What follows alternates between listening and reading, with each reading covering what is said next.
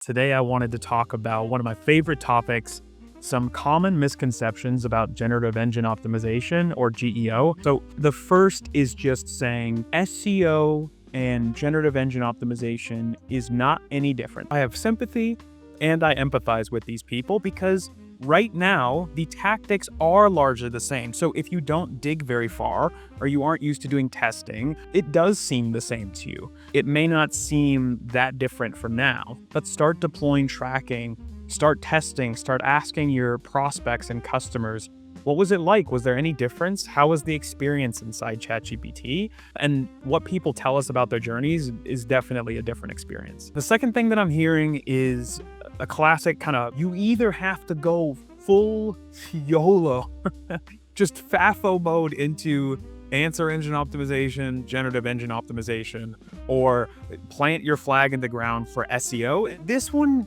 doesn't make any sense to me because it's definitely not an either or situation. It's a yes and. Yes, there is some overlap in tactics, but it seems like a better strategic approach for GEO moving forward is X, Y, and Z. So this third one, this is more of, so your chief financial officer might say this, it's the, well, we can't measure this, so we shouldn't do it. The first thing I say is you can actually measure it.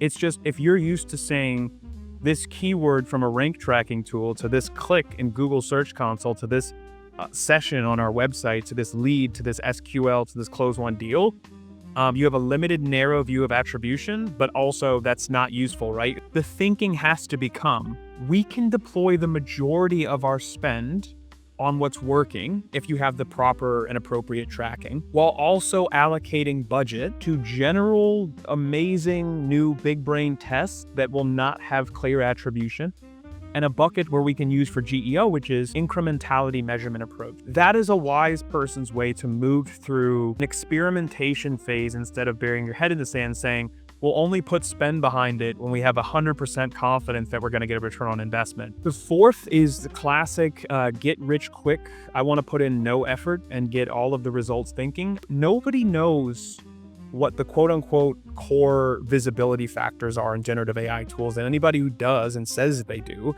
is selling you snake oil. There is no free lunch. And if you think that you can have some magical quick wins, like you're in for a very rude awakening.